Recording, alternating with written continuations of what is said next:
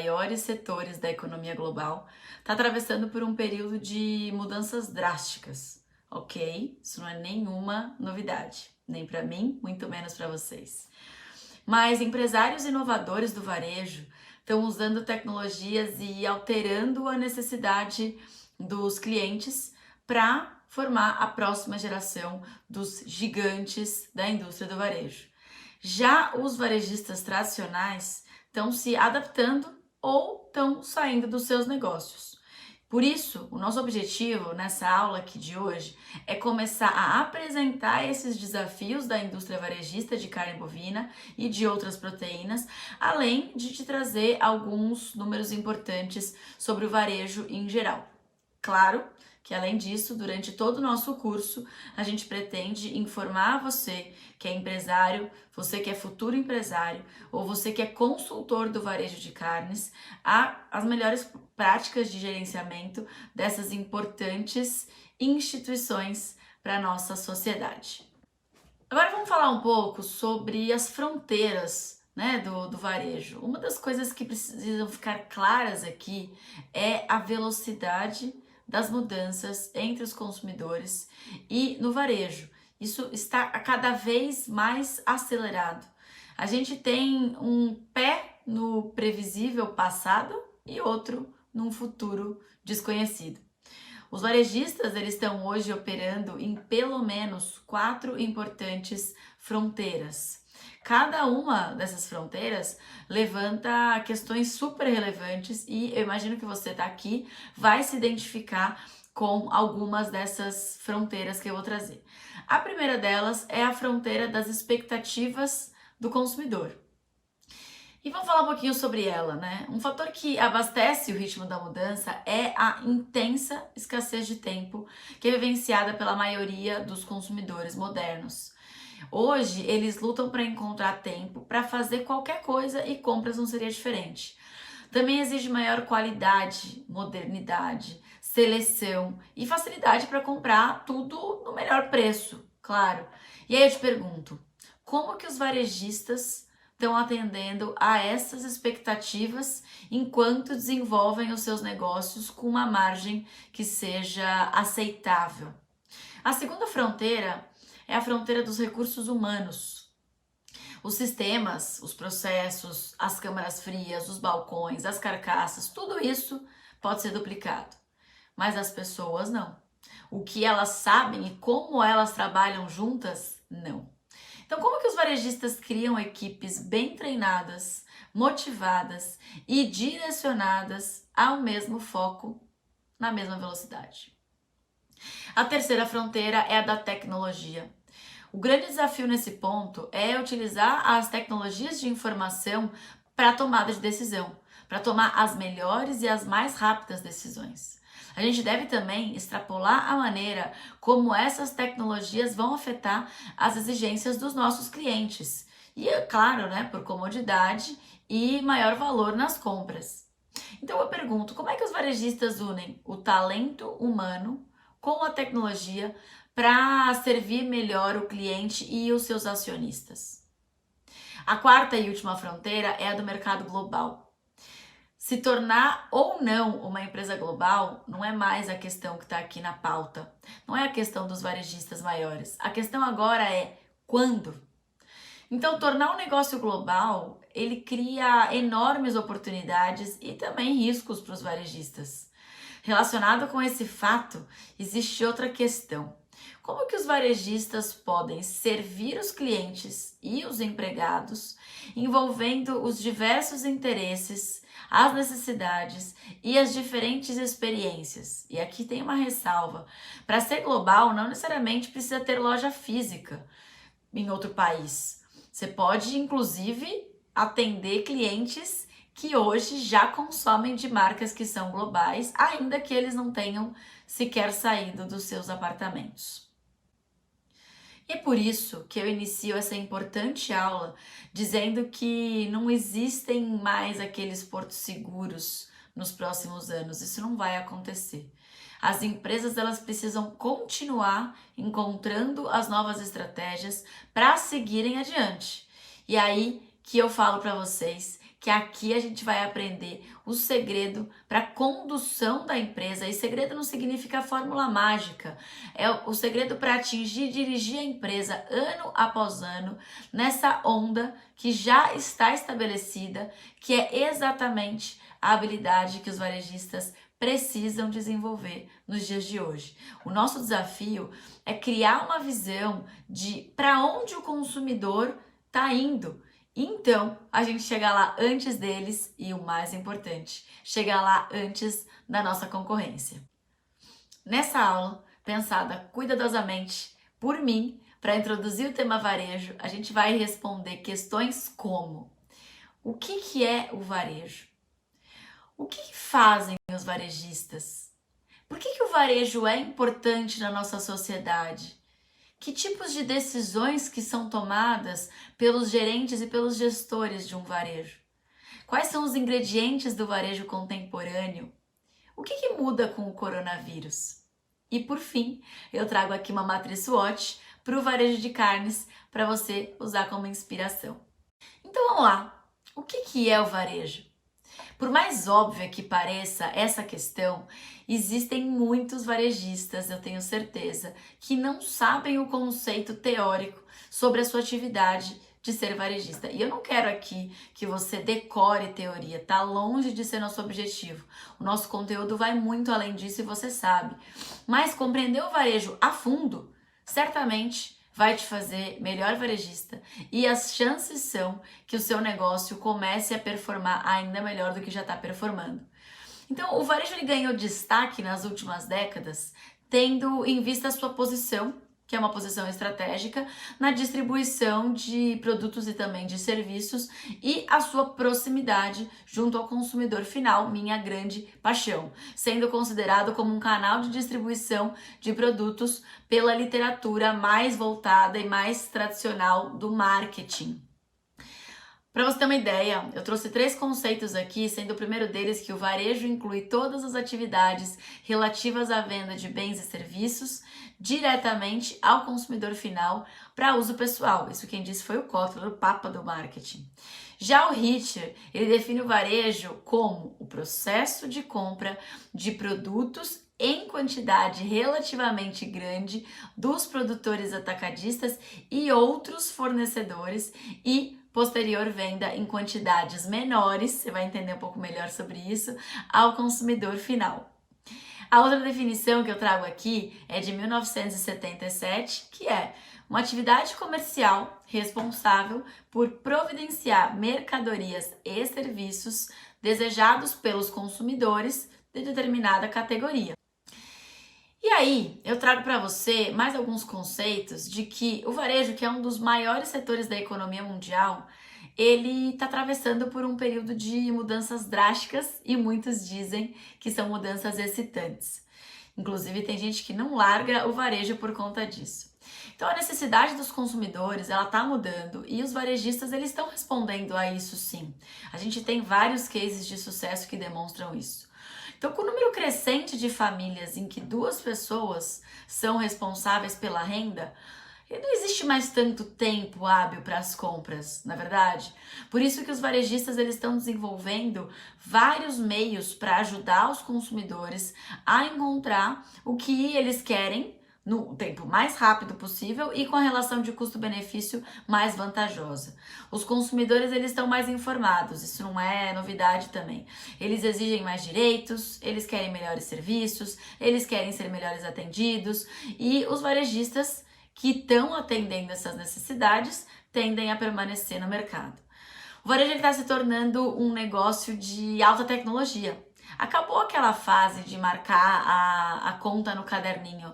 Insistir nisso vai te deixar parado no tempo. Eu vi muito disso nas nossas viagens. E nesse ambiente dinâmico, alguns empresários que lançaram novas companhias e novos conceitos, eles estão se tornando líderes industriais, enquanto empresas super tradicionais tiveram que reestruturar os seus negócios ou foram à falência. A gente tem alguns estudos de caso que nos últimos anos vários varejistas de negócios com mais de 1 bilhão de faturamento anual em vendas estavam prestes a falir. É só dar um Google que a gente consegue achar esses casos. O problema é que o varejo é tão comum, mas é tão comum no nosso dia a dia, que frequentemente a gente ignora o varejo. Os clientes, então, certamente desconhecem as decisões que são super elaboradas dos negócios, a tecnologia que é usada por trás, o que os gerentes fazem para fornecer produtos e serviços de qualidade, tudo isso quase que é não visto. E você sabe disso tanto quanto eu. Os gerentes, os gestores de varejo, eles precisam tomar decisões complexas diariamente, o tempo inteiro, para selecionar os mercados-alvo, a localização das lojas, quais vão ser as mercadorias e os produtos que vão ter, quais vão ser os serviços oferecidos, qual vai ser a margem de lucro, negociar com o fornecedor, bem como decidir o preço, a precificação, a estratégia de promoção, a exibição da mercadoria no ponto de venda, entre tantas outras coisas. Tomar essas decisões num ambiente de alta competitividade e de rápidas mudanças, como a gente tem percebido, inclusive no preço da matéria-prima, é desafiador e, ao mesmo tempo, é algo que traz uma certa adrenalina. Mas quando você usa as ferramentas certas, grandes são as oportunidades de recompensas financeiras. O Casa de Carnes 4.0, agora nessa versão Ultra, ele descreve o ambiente do varejo, principalmente o varejo de carnes, de uma forma nunca abordada antes, e ele fornece princípios que tende a ser seguidos para obter um gerenciamento dos negócios efetivo nesse ambiente que é ultra dinâmico. O conhecimento dos princípios e das práticas do varejo de carnes vai te ajudar a desenvolver as habilidades que você precisa para fazer o gerenciamento adequado sobre muitos contextos do seu negócio aí no seu estabelecimento. E para fixar ainda mais o porquê a sua loja, sendo ela física ou online, existe, eu trouxe aqui a origem da palavra varejo. Eu não sei se você conhece, mas a palavra varejo ou retail deriva da palavra francesa routailler, desculpa o meu francês, que significa cortar um pedaço em pequenas quantidades. E é isso que eu imagino que você faça aí, mas não só isso. Claro que a gente vai falar aqui sobre o varejo essencial, que durante a pandemia ficou um conceito mais esclarecido entre a população em geral. O que é o varejo essencial, então? Ele é composto por lojas que comercializam produtos de uso essencial, como o próprio nome diz, que são eles supermercados, os açougues, as farmácias, pet shops e material de construção. Esse varejo essencial, ele representa aproximadamente 41% do varejo restrito, com um volume de aproximadamente 580 bilhões no dado de 2018.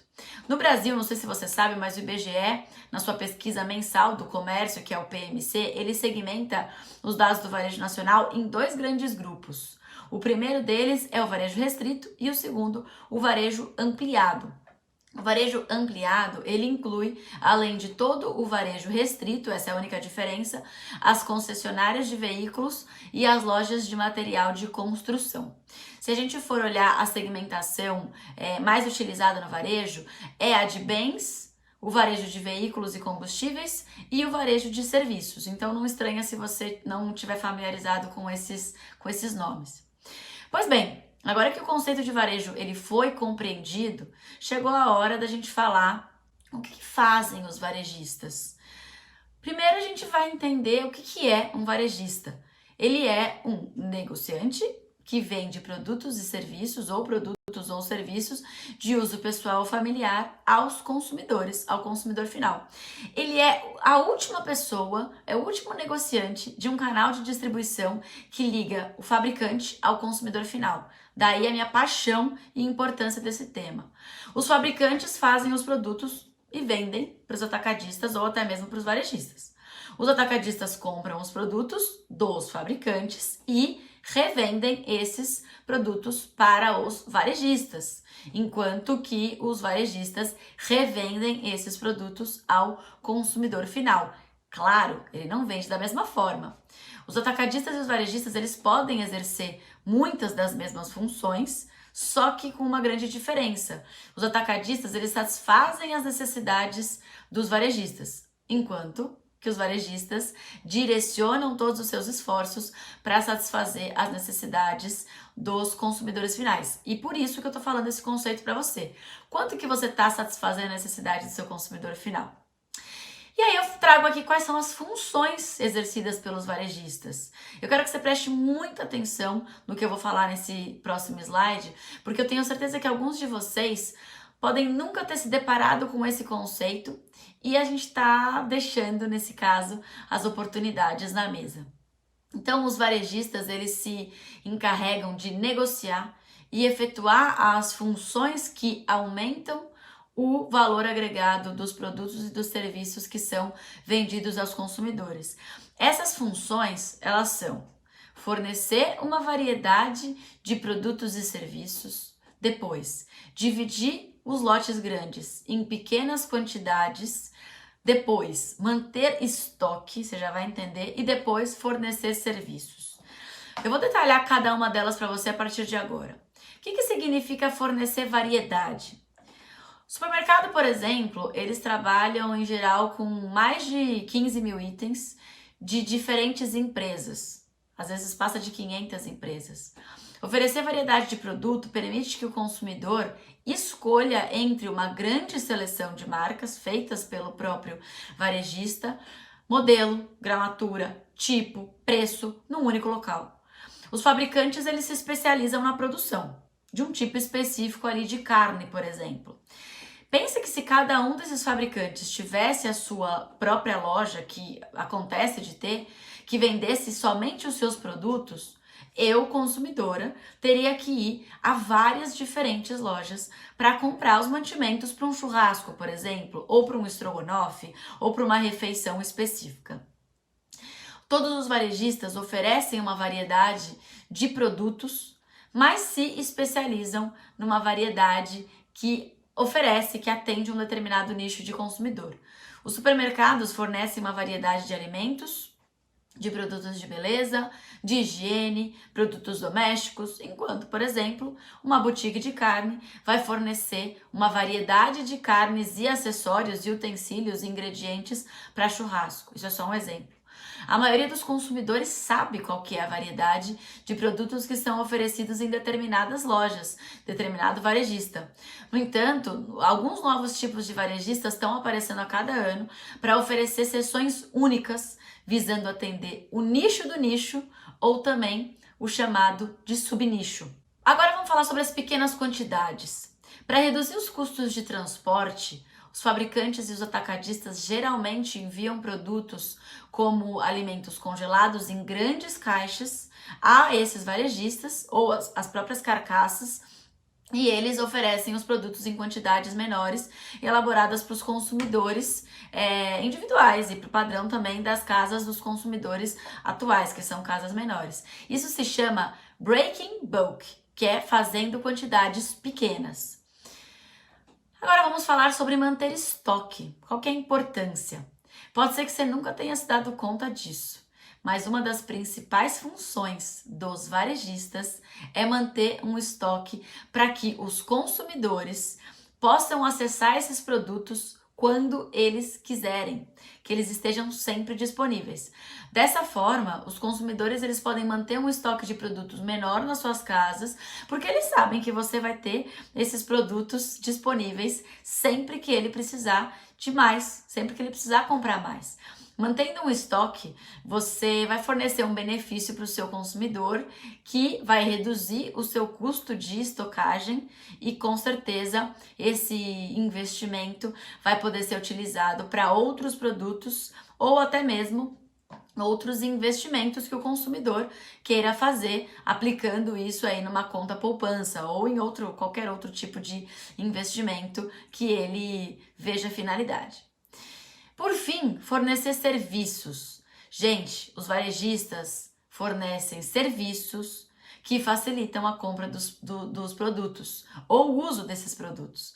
Então, quando eu falo de oferecer serviço, é oferecer uma forma de pagamento mais personalizada, uma customização, um corte, de maneira que os clientes possam ver, possam provar antes mesmo de comprar. A técnica do queijo, que a gente fala no módulo 7, é uma das formas que a gente consegue trazer essa expectativa do cliente atendida antes mesmo dele ser comprado. E aí, uma coisa que a gente fala que é muito importante é você, junto com os serviços, aumentar o valor agregado do que você oferece, fornecendo uma variedade de pequenas quantidades de produto, mantendo estoque, fornecendo serviço, aumentando a agregação do que o consumidor vê de percepção de valor. Então, o varejo, ele é um conjunto de atividades, de negócios que adicionam valor a um produto e também, ou também, a um serviço que é vendido diretamente para o consumidor, geralmente de uso pessoal e familiar. E agora eu venho perguntar para você, por que o varejo é importante na nossa sociedade? Ou seja, por que eu deveria me orgulhar de fazer parte desse mundo?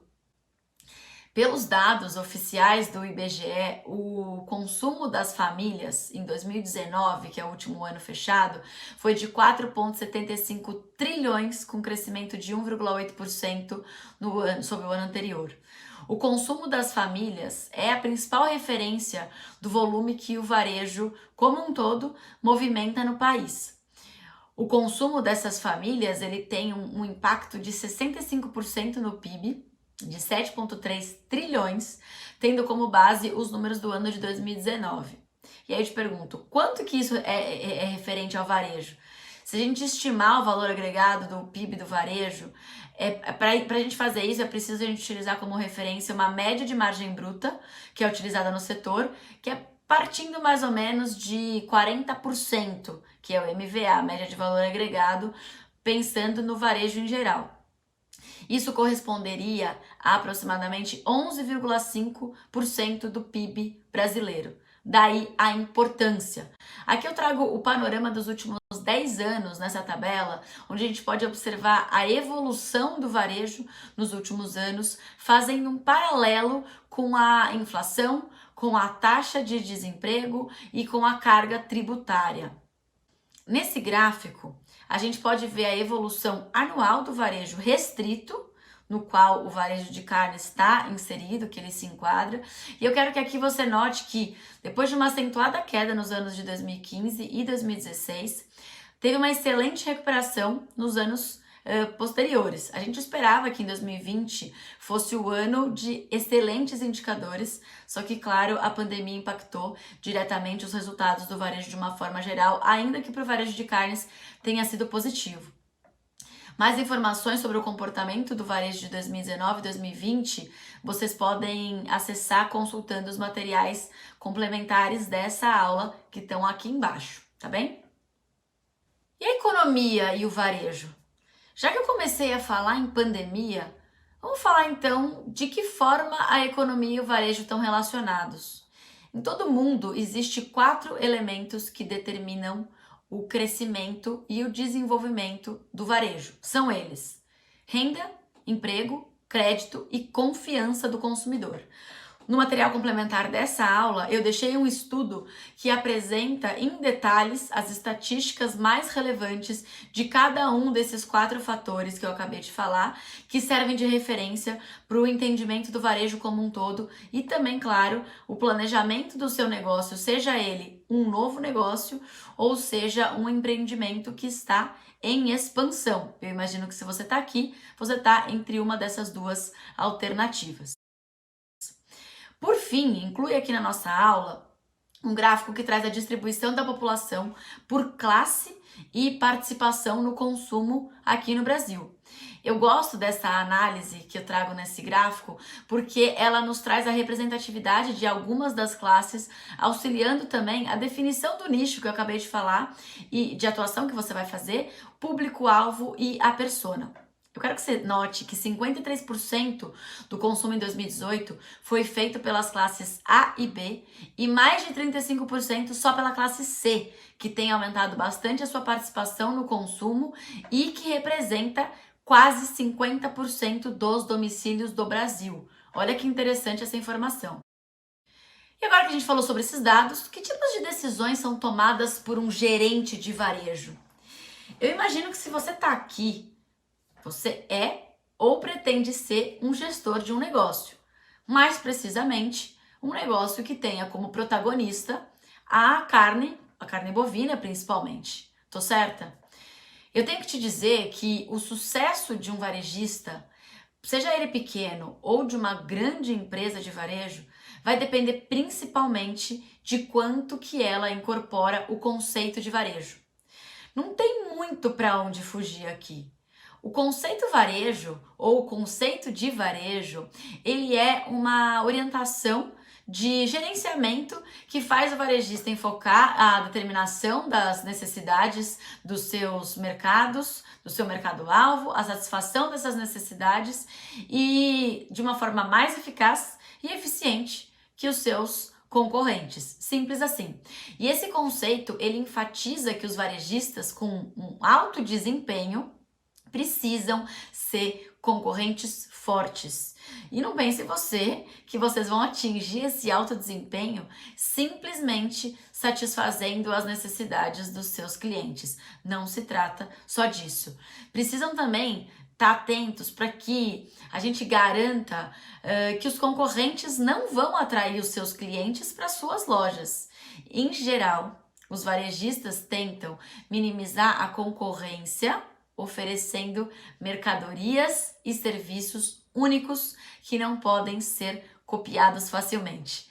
Só que, vamos falar a verdade, obter vantagens competitivas de longo prazo no varejo é particularmente uma tarefa difícil, uma vez que os varejistas em geral, eles compram os produtos de fabricantes que os concorrentes também podem comprar com a mesma frequência e vender com os mesmos produtos e os mesmos serviços. Não é uma tarefa que qualquer um pode fazer. Os varejistas não podem patentear design de loja, não pode patentear uma única variedade de mercadoria ou serviço. E, por exemplo, se um supermercado cria uma seção de uma carne especial de sucesso e seus concorrentes olham para aquilo e veem o sucesso que está fazendo, eles podem instalar uma operação similar em questão de semanas, até mesmo menos tempo do que isso. Por isso que esse curso ele é organizado em torno das decisões de gerenciamento que vocês, varejistas, ou quem pretende atuar no varejo, precisam oferecer e fornecer para os seus clientes, uma forma a criar uma vantagem competitiva sobre os seus concorrentes. E não tem como falar em se diferenciar, como eu mencionei, sem falar do varejo contemporâneo. Agora que a gente já falou do varejo tradicional, eu quero trazer um pouquinho desse conceito do varejo contemporâneo que a gente ainda vai falar muito nas próximas aulas. É fato que os tempos hoje são outros, eu falo isso desde 2018. O comércio, como era feito antigamente, ele perdeu espaço e ele abriu caminho para o novo varejo. Por um lado, é interessante, já que nesse tipo de negócio não é mais preciso ter a melhor loja da cidade ou a melhor loja do shopping para ser grande. Em termos gerais, não interessa o que você vende. Em termos gerais, o importante é você construir uma marca forte e conhecer a sua audiência a fundo. E eu não me refiro aqui à marca de carne, viu? Eu me refiro à sua marca como empresa, como prestação de serviço, como atendimento, como entrega. Ou seja, isso significa que o foco está no cliente, que você precisa saber quem é ele, você precisa descobrir quais são as suas necessidades e como você pode ajudar a resolvê-las, claro, de uma forma organizada. Você precisa criar estratégia, você precisa se comunicar, você precisa entender esse consumidor. Precisa também entender que para realizar uma venda não é mais a única finalidade de vender o produto. Vender tem a ver com se relacionar, vender tem a ver com a experiência que o comprador vai ter desde a hora que ele sai da casa dele até chegar no seu negócio, o contato, conhecer a sua marca e, agora mais do que nunca, tem a ver com confiança. O produto vai chegar na data? Vai estar bem embalado? Vai estar bem acondicionado? A pessoa que realizou a compra vai se sentir segura? Vai se sentir cuidada por aquele negócio que decidiu enviar aquele produto para ele? Que ele decidiu gastar o dinheiro? Outro ponto, o pós-venda nunca foi tão importante. É uma questão de encantamento, sabe? Isso é chamado de varejo contemporâneo pelo Alfredo Soares, um dos grandes estudiosos do varejo moderno, que é autor dos livros Bora Vender e Bora Varejo, que está aqui do meu ladinho e não tem como não mencionar a crise provocada pelo coronavírus depois da gente falar do varejo contemporâneo. O comércio baseado no ponto comercial, com a pandemia, ele perdeu a sua força e claro que muitos sofreram com a queda do número de clientes.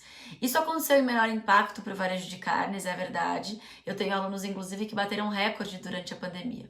Só que a gente notou aqui que aquele varejista que cuidou da sua clientela, fortaleceu seus valores, descobriu novos canais de venda, ele passou de uma forma mais branda, mais profissional pelos meses de isolamento social e está se recuperando de uma forma super boa nesses meses pós-pandemia. Outro ponto que conta a favor desse tipo de empresário, que eu imagino que você é um deles, é a transformação digital. Isso significa não somente ter um e-commerce, tá? Mas usar as ferramentas da internet a seu favor, para vender, para estar perto do seu cliente, para estar perto do seu consumidor, para encantá-lo. As mídias sociais ou mesmo o WhatsApp são meios de atingir esse objetivo e colocar o mais próximo possível do seu cliente. Quem vende encantamento, que a gente vai falar em muitas aulas do curso, faz com que o seu relacionamento continue mesmo de longe, em conversas pelas redes sociais, ao entrar em contato por mensagem, por e-mail, oferecendo produtos que você sabe que vão atender a necessidade, o momento do seu cliente, respondendo com prontidão aqueles que estão passando por algumas necessidades e, enfim, isso é só o começo, né? E aí vem a chegada do Covid, que transformou os hábitos de compra dos brasileiros. O isolamento social, ele fez com que muitos passassem a consumir todo tipo de item pela internet. Você já deve ter visto algum dos gráficos que estão circulando por aí. Com o fechamento do comércio físico para a contenção da pandemia, lá em março de 2020, a internet se tornou a única alternativa para a maior parte do varejo brasileiro e também o varejo mundial, exceto pelos comércios essenciais, como muitos dos nossos alunos aqui no TC. Mas o que eu vejo a seguir? Eu vejo que ajudou, inclusive, os negócios que permaneceram abertos. Essa educação digital. Após a queda durante um momento de incertezas, um nível de confiança na primeira quinzena de março, o comércio eletrônico emplacou entre os consumidores e entre os lojistas e encerrou o primeiro semestre de 2020 com alta de 145% nas vendas no comparativo com o mesmo período de 2019, segundo o estudo e-commerce na pandemia, que também está disponível aqui no material complementar desta aula.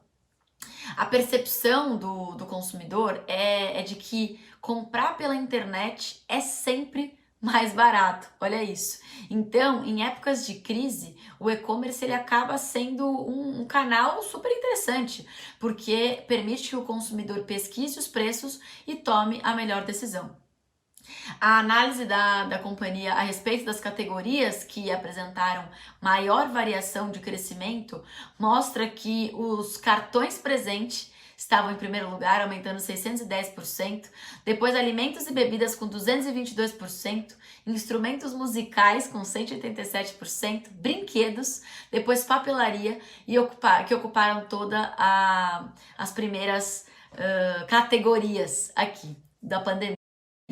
Agora esse próximo gráfico ele ilustra o aumento do consumidor migrando para o comércio online na sua primeira compra.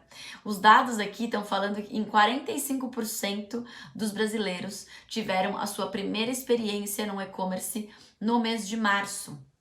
Isso é muito representativo e isso traz para a gente uma percepção de que nós precisamos estar no online. Eu não poderia deixar de mencionar que os auxílios promovidos pelo governo, que estão mostrados aqui nesse slide, contribuíram muito para o aumento do consumo em diversas categorias. Até o momento, não é possível que a gente estime até quando essa injeção de caixa na economia vai seguir influenciando no volume de produtos consumidos pela população elegível aos benefícios. E claro que a gente não poderia deixar de falar sobre os alimentos e bebidas, que foi o grande destaque da quarentena. Analisando a base de dados da Nuvem Shop, é possível notar o aumento do número de novas lojas de alimentação e de bebidas no comparativo dos 2 primeiros trimestres de 2020. Foi 200% maior o crescimento entre todas as categorias. E esse alto percentual, ele se deve ao fato de que uma parte considerável desse segmento, que são vocês, não estavam no online no período pré-pandemia. Por isso que dizem que a gente teve um equivalente a 5 anos de avanço na presença do mercado digital por conta da pandemia. Se a gente for comparar os meses de abril de 2020 com 2019, o segmento teve um crescimento de 332%, também o maior entre todas as categorias. Logo depois do anúncio da pandemia, lá a quarentena em março, as lojas de alimentos e bebidas despontaram imediatamente no online e passaram por 1 ou 2 semanas antes de iniciarem ou de retornarem à curva de crescimento, mostrando que de fato a gente teve um avanço significativo. Não tem como a gente não falar de transformação digital e dizer que ela veio para ficar. Resistir não é uma opção. E segundo o estudo da Sociedade Brasileira de Varejo e Consumo, 70% dos consumidores pretendem continuar comprando em canais digitais pós-pandemia. Se você acha que foi moda, não foi. Em média, 44% dos consumidores não pretendem mudar os seus hábitos de consumo digital depois da pandemia, sendo estes: trabalho remoto, transações digitais, pedidos online por aplicativo de delivery, aulas à distância, entre outras coisas. Isso foi o que apontou um estudo da Tolima Pesquisas, e esses 2 dados reforçam o fato de que o acontecido nos últimos meses, ele vai perpetuar no futuro, independentemente do coronavírus passar ou não passar. E essa é uma realidade que ela deve estar dentro do plano estratégico dos negócios, das empresas como você, que se ainda não se consolidou no mercado online, está na hora de se consolidar. Além disso, mais de 85% dos empreendedores e das empreendedoras brasileiras já entenderam que vão precisar fazer alterações ultra estratégicas nos seus novos negócios, com novos produtos, que relacionam a base de novos canais de venda. Um pouco mais de 85% dessas empresas acreditam que o marketing de conteúdo vai ser mais relevante para a sua estratégia no futuro, e 77,9% já definiram que os seus canais de atendimento precisam também ser digitais na pós-pandemia. E é por essa razão que eu incentivo vocês sempre a começarem a postar mais assuntos relevantes nas suas redes sociais do que simplesmente posts com uma foto, um meme, uma promoção. E eu sei que isso dá trabalho, e foi pensando nisso, meu time e eu preparamos um e-book exclusivo com os 50 posts que mais bombaram no território da carne, para você se inspirar e usar o conteúdo nas suas redes sociais à vontade. Eu vou deixar esse presente aqui nessa aula, é um PDF, e eu espero que você faça bom proveito e bom uso. E como prometido, eu trago aqui a matriz SWOT. Apesar da vantagem referente ao custo de produção, os preços que são praticados nos açougues estão longe de serem competitivos e atraentes para o consumidor final, sobretudo agora, nessa época de alta de preços de carne. Esse fator, ele muitas vezes faz com que os consumidores substituam as carnes bovinas por produtos diferentes, com preços que são mais acessíveis ao bolso deles. Eles também recorrem a estabelecimentos que sejam concorrentes, como supermercados e peixarias que têm proteínas mais baratas. Diante disso, os empresários do setor, eles são prejudicados e eles precisam buscar alternativas para não terem demandas e lucros reduzidos, que é o que a gente tanto fala aqui. Outra questão que se coloca em discussão é a escassez de mão de obra especializada que consiga atender um consumidor extremamente exigente, que está comparando mais, com mais conhecimento e mais clareza das normas referentes à segurança alimentar, à qualidade do produto, em busca de uma alimentação saudável, que preza pela sustentabilidade, pela ética, pela responsabilidade ambiental e social. E esses comportamentos fazem com que alguns consumidores resolvam alternar os seus hábitos alimentares, adotando também dietas que são livres de proteína de origem animal. A gente tem visto isso acontecer, contribuindo para a redução dos impactos ambientais e, consequentemente, a produção de carne. E com isso, a restrição do consumo de carne por parte desses consumidores, eles acabam afetando diretamente o setor. E aí, com base nessa dificuldade, e também a dificuldade de informar e apresentar a percepção, que o empresário do setor, ele acaba ficando entre a cruz e a caldeirinha, digamos assim, que são pontos cruciais para o desenvolvimento competitivo do setor, assim como as inovações, as tendências, uma série de discussões é colocada sempre para que a gente consiga se desenvolver enquanto varejista desse mercado. Pensando nisso, a gente deixou aqui nos próximos slides um exemplo, um direcionamento de uma matriz SWOT, trazendo as forças, as fraquezas, as ameaças e as oportunidades de um varejo de carne para te inspirar, para que você possa ir na sua região, identificar se isso também se equivale ao seu negócio e se você tem outras ameaças que elas sejam pontuadas e tratadas antes da sua concorrência. E é isso aí, te vejo no próximo módulo.